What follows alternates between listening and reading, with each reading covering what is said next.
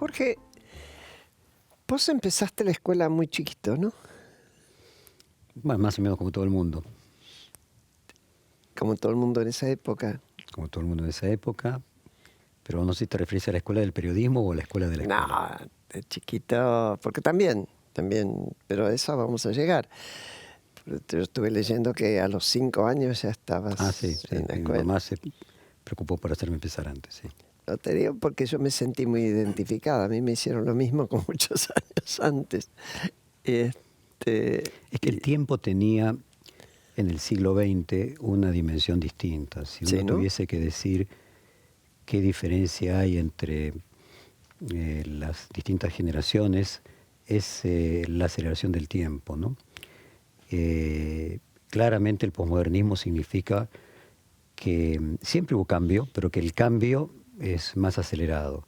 Entonces las generaciones anteriores tenían preocupaciones por la finitud, distintas que las actuales. Vos ten en cuenta, por ejemplo, que la juventud y la adolescencia es un invento del siglo XX. Así es. Hasta el siglo XIX la gente a los 12, 13 años pasaba de ser un niño a ser un adulto y ir a trabajar. Entonces, bueno, la generación anterior estaba esa preocupación de hacernos correr. Hoy la adolescencia continúa hasta los In 30 y eternum. pico. No, a mí te digo porque yo sentí también, después me di cuenta, esa exigencia y cambio de colegios para mejor, según a mi madre le parecía, y entrar muy pronto, por lo menos en mi caso, con 2 años de diferencia con chicos que ya estaban en la escuela, con lo cual yo por un lado sabía porque me habían enseñado, pero de lo que era la vida del colegio no sabía. ¿A vos te pasó eso o no? Sí, yo tenía un año de diferencia, ¿no? Entré a los 5, tenía un año de diferencia. Pero la sensación de ir rápido creo que viene de un legado de una generación anterior de inmigrantes y, como te decía, de una brevedad de la vida distinta. Vos pensás que podríamos decir que la primera mitad del siglo pasado la duración de la vida estaba alrededor de 50 años. Así es. Entonces hay un salto en cuanto a la percepción de lo que es la juventud, de lo que es la niñez. Pero bueno, yo no lo sentí. También empecé muy pronto en la universidad, muy pronto en el periodismo, y esa sensación de correr, yo uso siempre una metáfora, que es la de una bicicleta, que si vos parás de pedalear te caes. Te caes. Entonces, creo que la mejor de todas, creo que es el patinaje sobre hielo, cosa que nunca hice, pero que requiere cierta velocidad. Cuanto más velocidad y se hace en los lugares, por ejemplo, que no son pistas artificiales, mejor para no romper el hielo que está abajo. Entonces, Claro. La velocidad te da estabilidad y al mismo tiempo solidez, lo que parece paradójico. Sobre un terreno que es medio peligroso en ese caso. La idea de que el terreno es frágil es algo que a los argentinos, podríamos decir, una percepción que recién tuvimos la última parte del siglo XX, Sí. sin ninguna duda.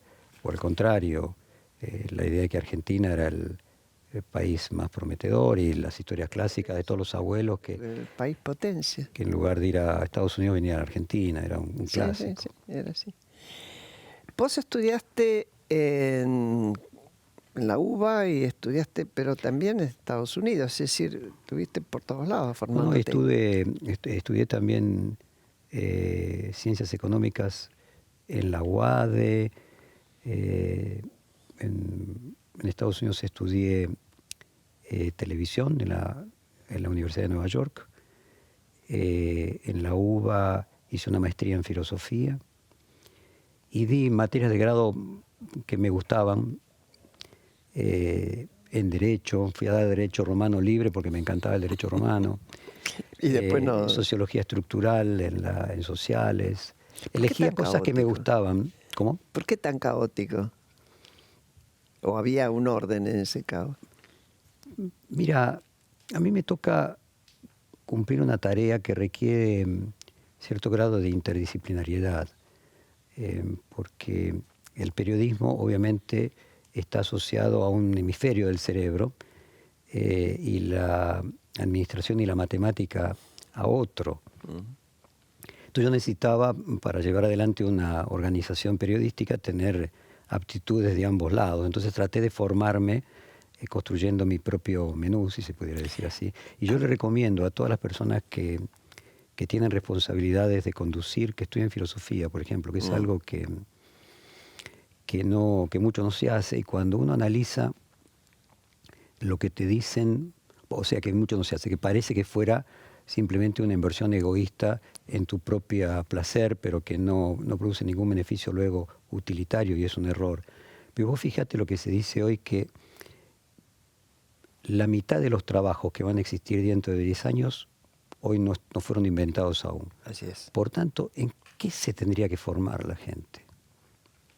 Mi recomendación es volver a como era en una época donde se enseñaban ciencias, no técnicas, lo que llamaban los liberal arts, donde vos te formes interdisciplinariamente, con una buena formación Y que se te interdisciplinaria. abra la cabeza. Y luego la técnica, bueno, la tenés que actualizar cada 5 o 10 años. Como, bueno, y urgente. Sí, bueno, y todas las empresas, vos fíjate lo que está pasando a las empresas de retail, lo que serían los comercios grandes, o los comercios en general, que en Estados Unidos ya hay zapaterías que cobran por probarse, porque la gente va solo a probarse y después compra por e-commerce. Entonces, claro que hay transformaciones continuas, que obviamente también las hubo en el siglo XX. Seguro. Y también las hubo en el siglo XIX. Mi padre, por ejemplo, era linotipista, él tenía un taller de linotipo. El linotipo fue considerada la 8ª maravilla del mundo, que fue lo que creó el periodismo moderno que nosotros conocemos, poner de 1880 a 1980. Bueno, el linotipo desapareció cuando se inventaron las computadoras. Entonces, siempre hubo modificaciones, pero volviendo al comienzo de la conversación, lo que cambió es el ritmo del cambio. El cambio hoy es más acelerado. Más acelerado. Tu papá, ¿tu abuelo también tenía que ver con impresión o algo? Nada. Mi papá estudió en el colegio de los Salesianos, que tenían un industrial en industria gráfica. Y además que allí. Era una congregación bastante progresista. Bastante progresista, sí. Mi papá quedó huérfano muy chiquito, a los 10 años su papá murió. Tenía un tío obispo en Italia, entonces le consiguieron una beca en el colegio de los Salesianos, que en esa época era pupilo, y los curas tenían bien claro de que Gutenberg era muy importante y que la comunicación era muy importante. Es más, en algún momento le sacó el secreto y la sabiduría. Bueno, claro, en algún momento fue su amenaza entre el cardenal Beltramino y Galileo Galilei. ¿Qué te parece?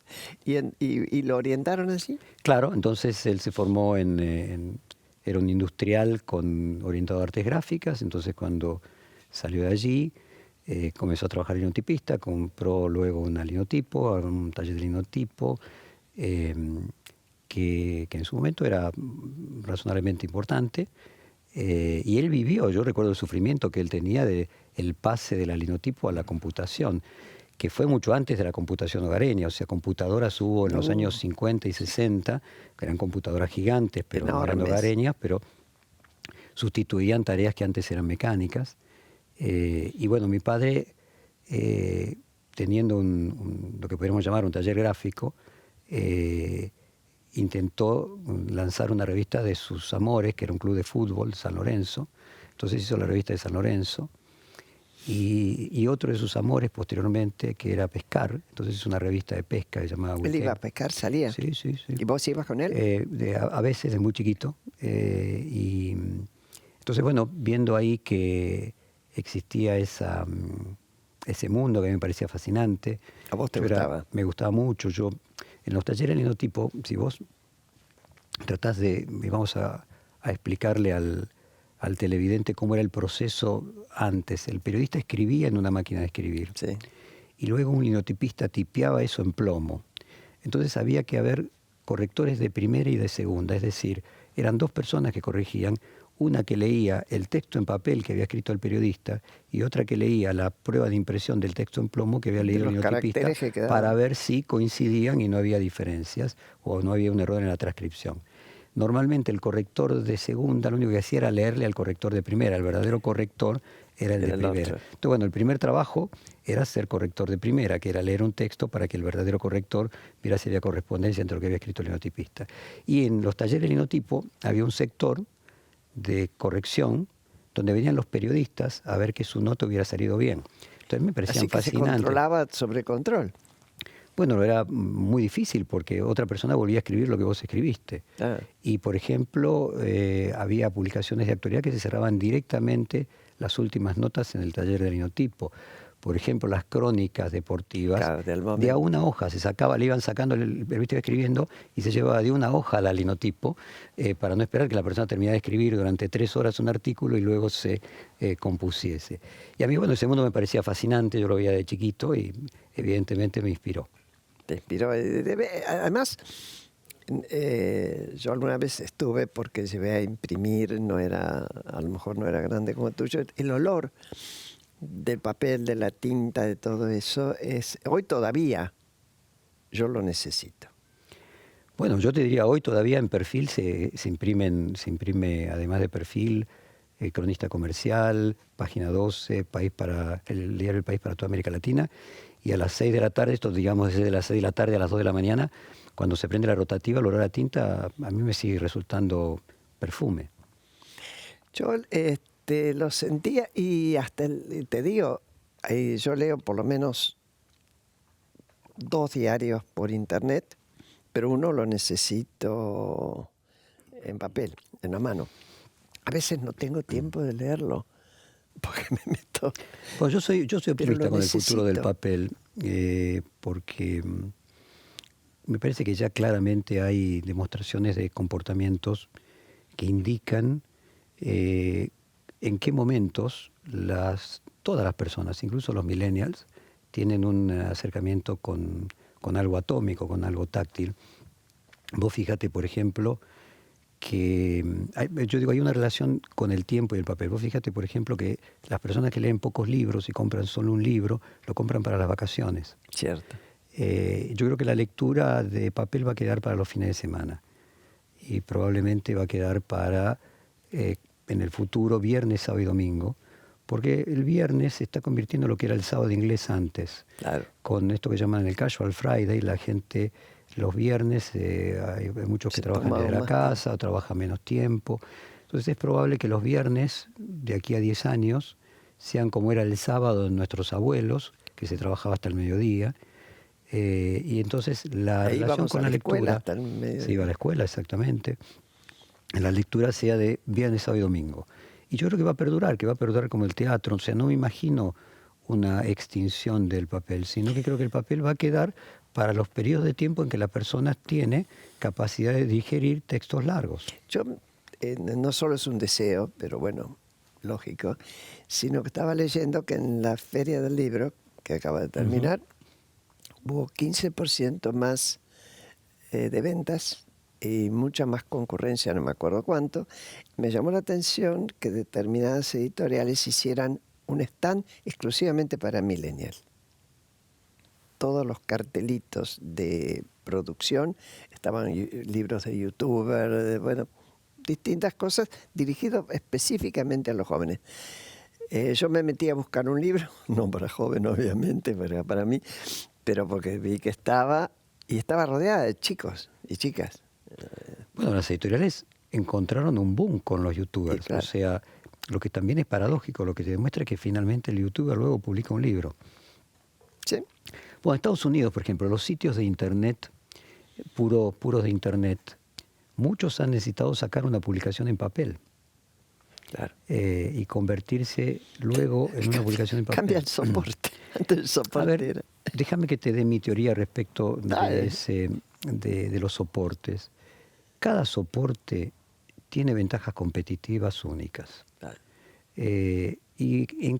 Para cada tipo de contenidos hay un soporte ideal. Antes de que existiera la televisión, la gráfica se utilizaba para la ficción a través de las fotonovelas, que parecen ridículo imaginarlo. Bueno, no es eficiente la gráfica para reproducir imágenes, sí es eficiente para textos.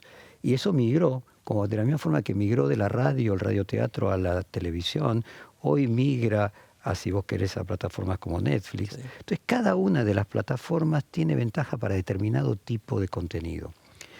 Lo que yo creo que va a suceder es que todas las organizaciones productoras de contenidos van a producir para todas las plataformas y el contenido se va a adaptar a la plataforma o la plataforma al contenido en función de la mejor forma que tenga de expresarse en esa plataforma y para distintos momentos del día.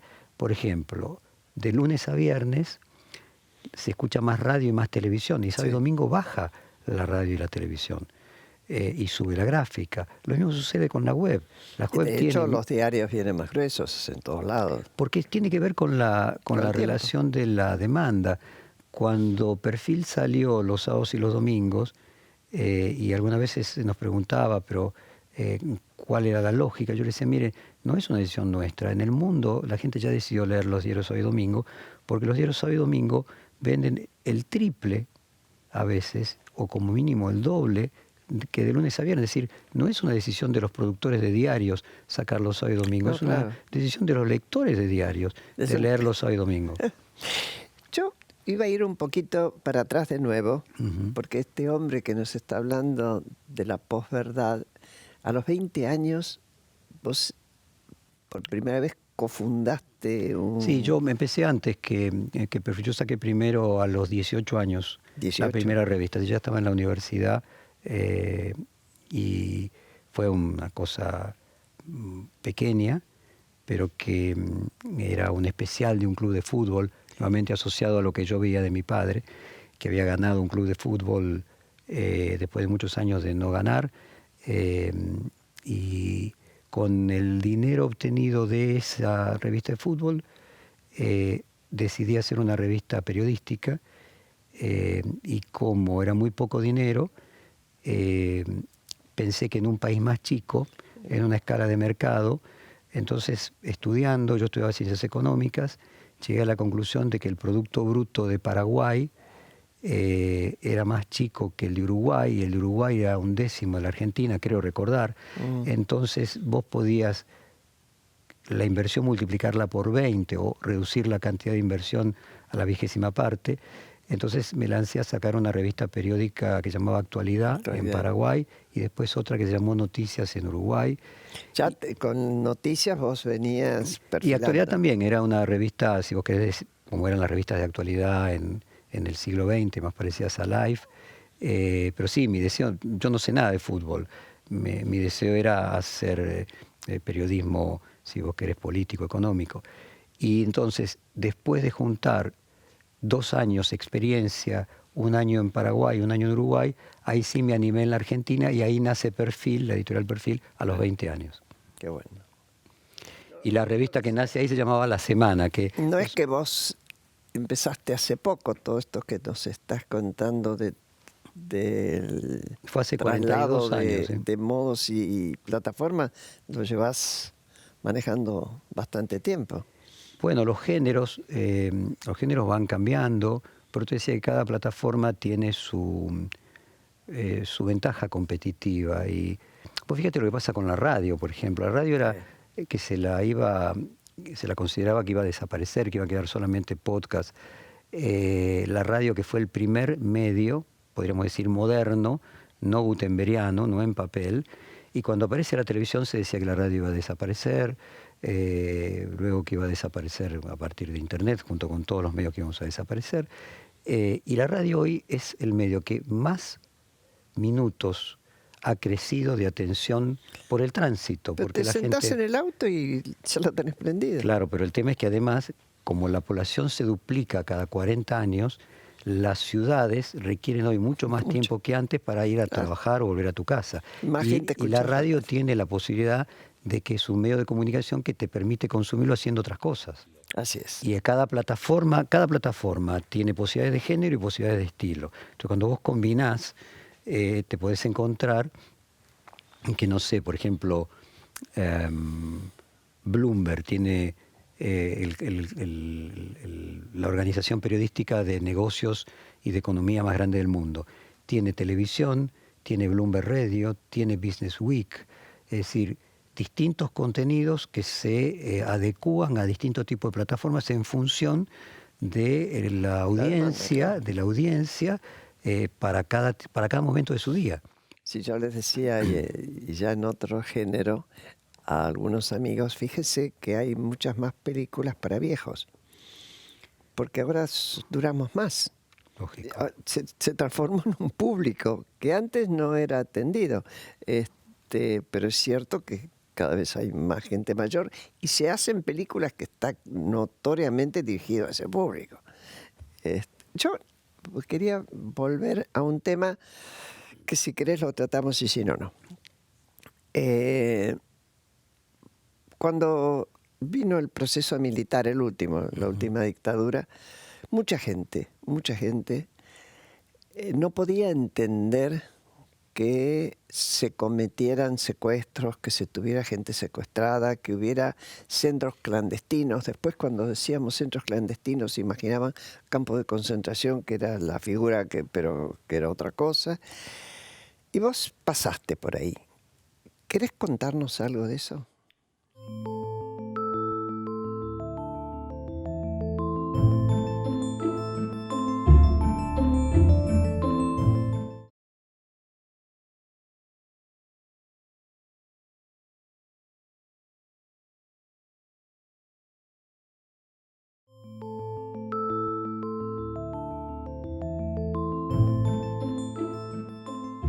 Pasó y cómo te sentiste y cuál fue el shock. Bueno, yo era parte de los argentinos que no se imaginaba que podía existir eso.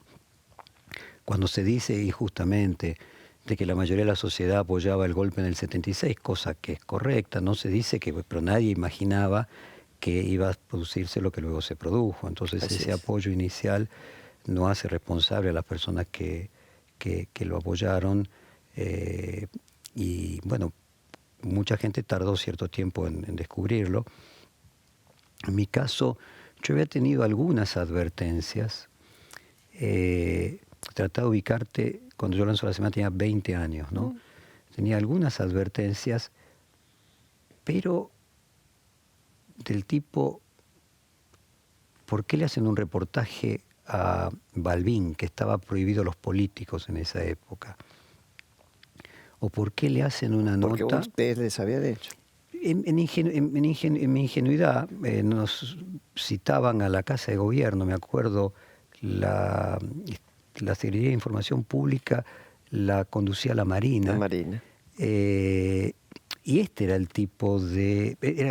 quiero ubicarte, mi revista era muy chiquita, no era Clarín, La Nación, era una cosa pequeña. Entonces yo había tenido advertencias en ese sentido de por qué le hacíamos notas a artistas prohibidos, y yo siempre defendía la idea de que una cosa era las personas que tomaban las armas y ejercían la violencia, y otra cosa, las personas tenían ideas que podían ser consideradas para ellos de izquierda, pero tenían todo derecho a expresarse. Y se miraban con cara de, este pibe no entiende nada. Y el día que me secuestraron y que me llevaron al Olimpo, se cumplían 20 años de la Revolución Cubana. Y yo quería hacer un reportaje a Fidel Castro. Entonces fui a la embajada había pedido una cita con el embajador, presentaron una carta formal que quería conseguir una entrevista con Fidel Castro. Supongo que ahí dijeron, Se acabó. se acabó. Y esa noche, cuando salí de la editorial, yo salía de la cochera que estaba a 2 cuadras a 1 cuadra de la editorial, y un policía me detiene y dice: hay un procedimiento, espere, no puede salir. Yo esperé, supuse que se trataba de un procedimiento. A los 3-4 minutos me dice: puede salir. Entonces cuando salí, y a las pocas cuadras me cruzaron una cantidad literal de Falcon verde, una cantidad, salieron con armas gigantes y bueno, y me llevaron al Olimpo. Me parece también que hay que contextualizar la época. Esto fue en el 79, comienzos del 79. Ya casi se estaban acabando. Sí. Y el Olimpo fue el último campo de concentración que había. De hecho, se estaba cerrando. Ese era el que había recolectado las distintas personas de los campos de concentración que todavía quedaban con vida. Porque venía una comisión de la OEA, La Comisión Interamericana de de Derechos Humanos, y de la OEA, sí, sí. la organización además de países norteamericanos, de países americanos, con una visión muy importante. Entonces estaban desarmando todos los campos de concentración. De hecho, el Olimpo, donde yo estuve, que fue el último, se desarmó 2 meses después de que yo estuve, y fue el último. Entonces siempre le decía a mi padre que si me hubiera hecho nacer 5 años antes, yo no estaba vivo. En ese contexto estaba Jacobo Timerman detenido a disposición del Poder Ejecutivo. Ya blanqueado. Ya blanqueado a disposición del Poder Ejecutivo, y el gobierno de los Estados Unidos solicitando que se le diera el salvoconducto y pudiera irse al exilio. Se habían producido una serie de conflictos. Habían matado a un embajador de la propia dictadura, un embajador de la propia dictadura en Venezuela. Hidalgo Solá. Exactamente, había aparecido muerta Elena Holberg. Y yo tuve la fortuna de que el Buenos Aires Herald, Con Roberto Cox y a la ahí cabeza. yo le debo la vida a Bob Cox, y creó una ligazón de sangre con el Herald, con todos los directores del Herald. James Nielsen sigue escribiendo el panorama de noticias después de 30 años. O sea, el Herald me salvó la vida. Publica mi desaparición y la levanta Associated Press, United Press en Estados Unidos, que las agencias noticiosas en esa época tenían mucha importancia. Viene el cable de Estados Unidos en español a la Argentina. Rebota en la Argentina y lo publica Clarín y Nación. Si no hubiera existido la publicación de el Herald, quizás otro hubiera sido mi suerte. A partir de ahí, después de asustarme lo suficiente, supongo que llegaron a la conclusión de que ya estaba lo suficientemente asustado y que muerto iba a ser más lío que vivo. Claro. Y bueno, estuve 10 días en el Olimpo, me liberaron. En el Olimpo estuvieron 750 personas, mataron 700. Digo, para darte una idea. Gente que estuvo en el Olimpo y sobrevivió. Yo fui varias veces y volví varias veces. Tuve que ir a declarar en un juzgado de Morón, tuve que ir a declarar en Comodoro Pi, en el juicio del primer cuerpo de ejército, que recientemente se estuvo tomando todavía audiencias. Algunos sobrevivientes me cuentan de que ellos ya tenían decidido no matarme, o analizar la posibilidad de no matarme, porque me habían colocado es paradójico, casi un chiste, lo que ellos llamaban las celdas especiales. Había 4 celdas que estaban separadas de donde estaba el resto de la gente, y que entonces ellos me veían que ya estaban sin capucha. Claro. Porque casualmente muchos de ellos estaban sin capucha porque los iban a matar. Cuando me pasaban a la sala de torturas, entonces me veían cuando me sacaban y me llevaban a un lugar común y me volvían a llevar a la celda. Eso fue en el 79, y luego en el 82 clausuran la semana. La clausuran directamente. ¿Por algún reportaje? Por una tapa que luego generó conflicto. En esa época Alfonsín siempre me decía: hijo, cuídese que nos estamos libres para la democracia. Y recuerdo una tapa de Astriz, la primera tapa de Astriz. El Rubio, claro. Que vino especialmente a decirme: mire que hay una especie de código secreto en que a los subalternos no se los debe mostrar, que a los comandantes sí, pero por debajo de los comandantes. No, pero además él era de inteligencia. Claro, pero hasta ahora, te estoy hablando de 1982, nadie sabía quién era Astiz. O sea, la foto que nosotros teníamos era de él rindiendo Georgia. O sea, lo descubrimos a partir de la firma de la rendición en Georgia. Y entonces, bueno, nosotros publicamos una tapa de Astiz. Y bueno, ahí hubo toda una escalada, clausuran la semana. Es decir, ya con una dictadura la democracia, moribunda. Claro, una dictadura moribunda. Y aún así... Pero yo te digo de que, ¿no? si yo hubiese, lo que le digo a mi padre, 5 años antes no existía perfil y yo tampoco estaba vivo. La justicia, hoy parece increíble, acepta un habeas corpus y reabre la semana. 3 meses después de clausurada. O sea, es algo que cuesta imaginar. La justicia obviamente veía que la democracia estaba llegando, que un año después iba a haber elecciones, entonces ya se estaba acomodando a la nueva circunstancia. Entonces me cita el ministro del Interior de entonces, que ya ni recuerdo su nombre, era un coronel muy severo, y me dice: jovencito. ¿Reston era? Creo que sí. Escuché otra vez la palabra jovencito, que ahora te voy a contar porque es una historia que quizás también puede hacerte interesante de esa misma época. Dice: jovencito, el gobierno va a aceptar el fallo de la Corte Suprema, pero esto no termina acá. Entonces, bueno, volví a la editorial, la revista La Semana salió y al poquito tiempo me pone a disposición del Poder Ejecutivo. Acusado de espía inglés. Y eso tenía que ver con algo que había pasado en la Guerra de Malvinas. El año anterior. El año anterior, durante la guerra, yo tenía también 20 y pocos. Una guerra es algo que obviamente no tenés antecedentes para cubrir. Entonces yo nuevamente, si vos querés cierto grado de regresión ingenua para tratar de cumplir la función bien, dijimos: busquemos quien haya cubierto una guerra. En la Argentina quedaba solamente jubilado un fotógrafo de la Nación, que había pasado por Vietnam, no el que falleció, y no había nadie que tuviese experiencia en una guerra. Y era un tema lo suficientemente serio para cubrir como para tratar de contar con algún grado de conocimiento, de especialidad. Entonces se nos ocurrió contratar a un periodista norteamericano que había ganado el premio Pulitzer por los papeles del Pentágono.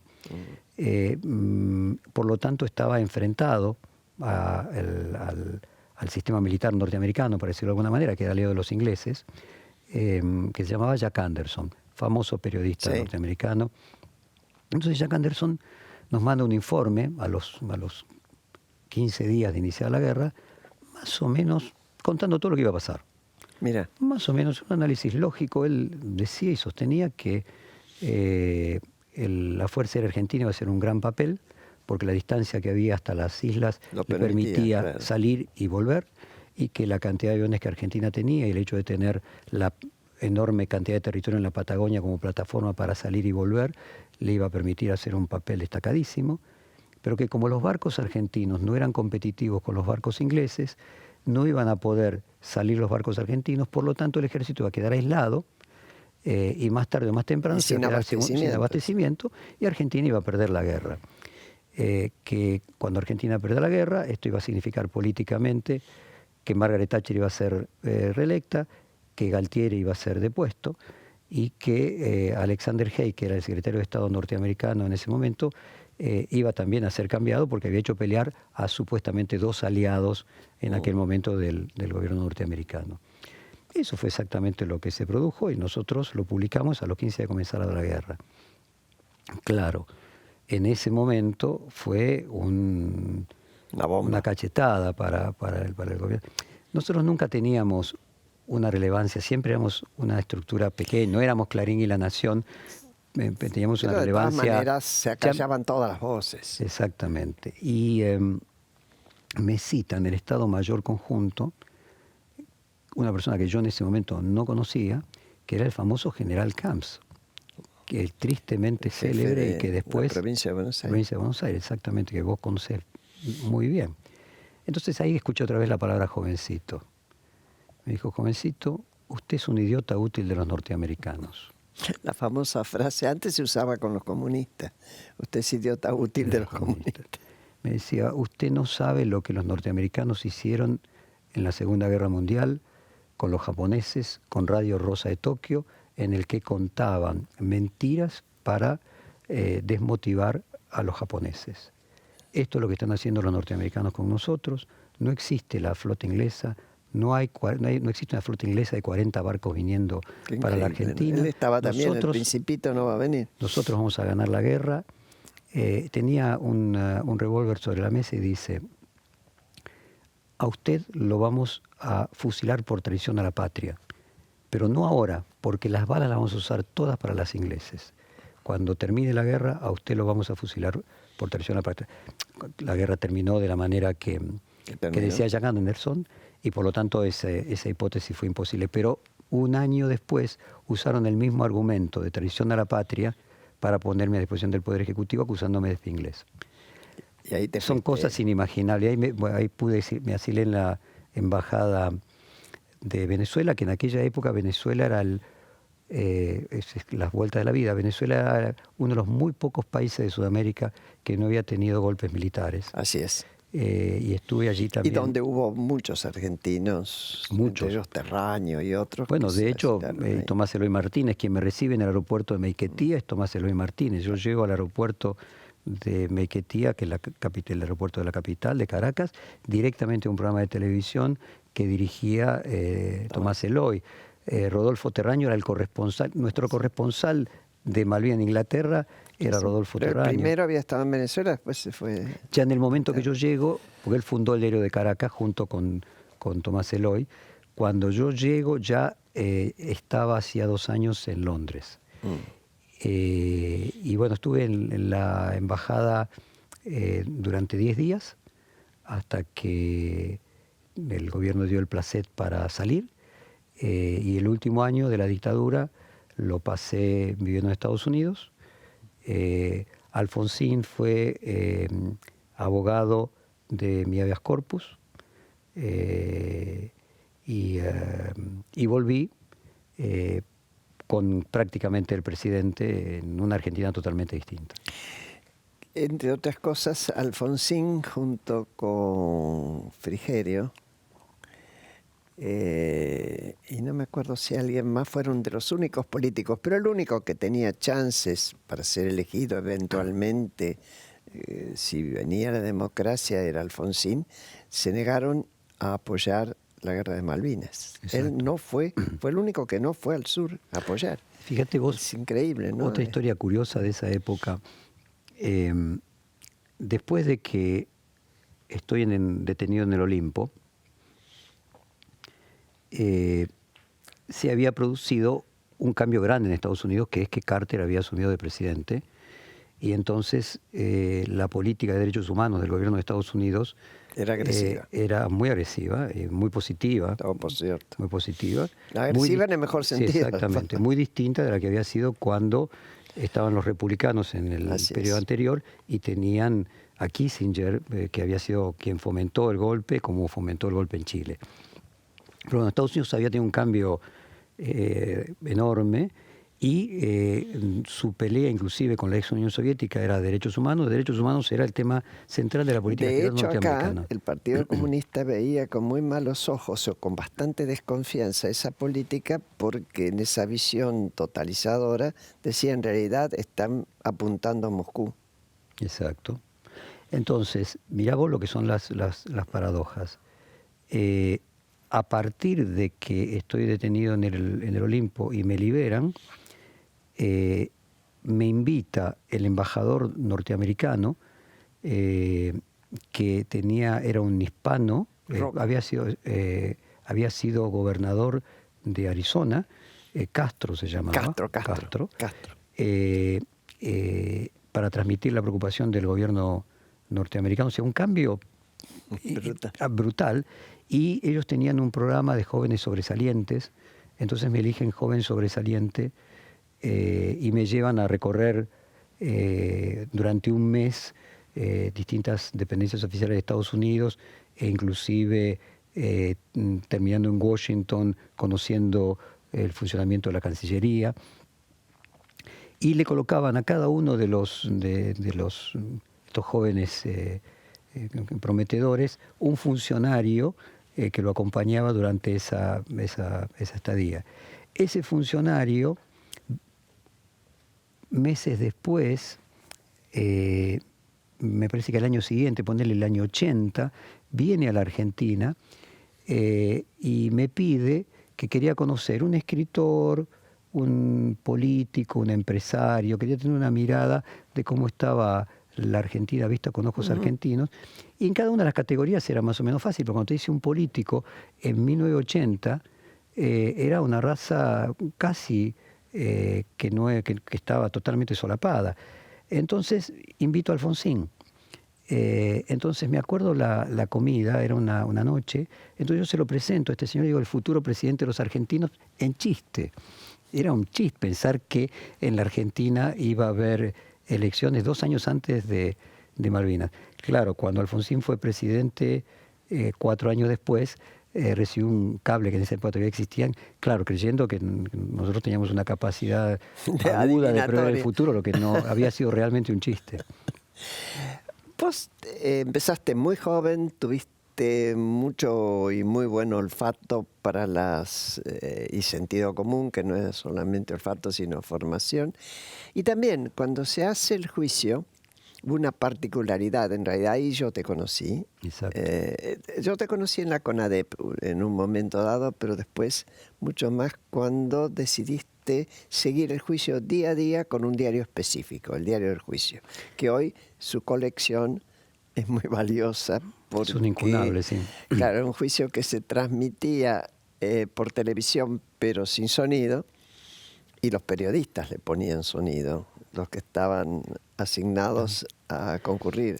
Bueno, vos fíjate que en esa época Alfonsín, por el temor que existía a que la historia volviese a generar un golpe y se borrasen las huellas del pasado, había hecho grabar todo en videotape y lo había mandado, creo que a Suecia o a algún país escandinavo. Lo mandamos nosotros también. O lo mandaron ustedes también a un país escandinavo. Digo nosotros, la Asamblea Permanente por los Derechos Humanos. Pero la idea era que existía temor de que las huellas fueran borradas. Así es. Entonces a nosotros se nos ocurrió que lo que teníamos que hacer era una especie de boletín oficial de ese juicio y transcribir todas completas las declaraciones durante todo ese año que duró el juicio. Y aunque hoy parece mentira, pero bueno, es toda una tarea de taquigrafía, porque había que tomar nota, había que luego pasar, había que pasar a máquina, a máquina de escribir, y luego había que pasar, en esa época ya no existían los linotipos, pero sí la fotocomposición. Claro. Y bueno, sí, yo creo que fue una gran idea. Nosotros queríamos dejar testimonio de que hubiera algo impreso que quedase, y nos quedan solo 7. Fue tu revancha, ¿eh? Uno, ponele, nos quedan 7 y uno lo pidió la Corte y lo tiene la Corte. Ahora, fíjate vos decís la palabra revancha. Vos sabés que a mí no me quedó más que agradecimiento, y si vos querés, por momentos culpa de estar vivo.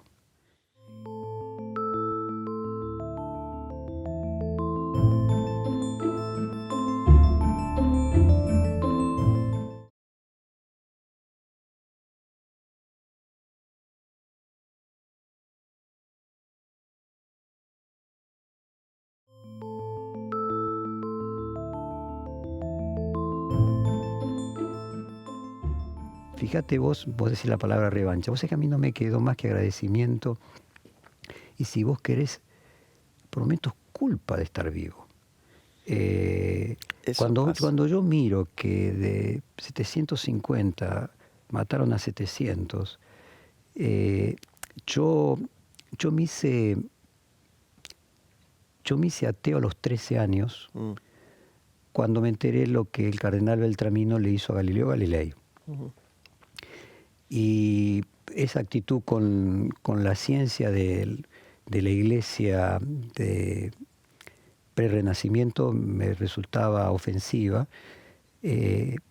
y me convenció dejar de ser ateo y decir que era agnóstico Alicia Moró de Justo, que fue una de mis mater seráficos cuando yo comencé en el periodismo, y ella me decía que había curitas buenos. Ella me decía, una socialista. Claro, la primera mujer médica de la Argentina, la esposa de Juan B. Justo, que había curitas buenos, y yo no tenía que decir que era ateo, que tenía que decir que era agnóstico, que no sabía. Bueno, seguí con mi agnosticismo hasta que estuve en el Olimpo. Y debo confesar que en esa circunstancia de la sensación absoluta de finitud de la vida, le pedí a Dios que si me salvaba, yo dejaba el periodismo. Nada más y nada menos. Nada más y nada menos, que era lo que a mí más me gustaba en la vida, que suponía que era lo que más podía ofrecer. Era el mayor homenaje. El mayor homenaje. Y obviamente no dejé el periodismo. Entonces, el día que volví a la Argentina, del exilio, yo pasaba, me vivía en Nueva York, pasaba enfrente de la Catedral de San Patricio, que es una catedral católica. Sí. Y tuve un momento de, no sé, una epifanía y entré. Y le pedí disculpas a Dios. Le dije, mira, yo no te cumplí. Y no te partió un rayo. No me partió un rayo. Le dije, pero yo te prometo, y yo volví a la Argentina después del exilio, te prometo que voy a hacer el mejor periodismo que pueda y tratar de colaborar de la mejor manera para que mi profesión sea útil. Pero cómo en ese momento de debilidad del ser humano se aferra, cree, y obviamente continúo siendo no creyente, pero en ese momento tuve la necesidad de creer. Quien cumplió su promesa fue mi mamá. Mi mamá fue administradora de Perfil cuando comenzó, era una empresita muy chiquita. Nelva. Nelva se llama, sí. Y Nelva, cuando a mí me secuestran y me llevan al Olimpo y luego me liberan, pasada la alegría de que yo estuviese de vuelta, me dice, buscate otro administrador porque yo no quiero más trabajar en una empresa que puede poner en riesgo la vida de mi hijo. Mira. Yo traté de convencerla, no hubo forma. Ella cumplió y nunca más. La entiendo perfectamente. Exactamente. Vos tenés dos hijos, que hoy se están haciendo cargo de una tarea que vos hiciste y vos pasaste a otra tarea. Yo tengo, el mayor nació en Estados Unidos en el exilio y sigue viviendo allá. Estuvo, sí, trabajando en Brasil, en Perfil en Brasil, pero bueno, se enamoró de una periodista colombiana que vive en Nueva York, que trabaja en Univisión, y eso fue más fuerte. El menor, que es el que está acá en la Argentina, que siempre fue, el mayor es más economista, es egresado de MIT, entonces la matemática y los números son su vida. El menor no, es periodista, tiene una licenciatura en economía, pero tiene un posgrado en Columbia en sociología. Trabajó de periodista en Estados Unidos durante 5 años y volvió ahora a la Argentina hace 2 años y está a cargo del área digital de Perfil.com. Y tengo una hija mujer que todavía está estudiando, más chiquita, que está haciendo su posgrado en Londres en este momento. Es decir, 3 hijos que de alguna forma han estado cerca tuyo, no solo en lo afectivo, sino también en lo profesional. Claro, porque cuando vos venís de una familia, yo nací y me crié corriendo entre bobinas de papel. O sea, cuando vos venís de una familia fíjate vos que la idea de artes gráficas eran artesanos, o sea, son empresas muy chiquitas donde la idea de la palabra taller, mi papá decía siempre voy al taller. Y te crea una relación familiar con esa profesión, esa vocación también te trae reminiscencias de tu familia. O sea, el yo personal y el yo familiar es muy difícil separarlo. Y bueno, yo traté de inculcárselos. No sé si sé bien, porque es una profesión, la de periodista, que, bueno, como tantas otras, a lo mejor no es tan interesante en el futuro como lo fue en el pasado.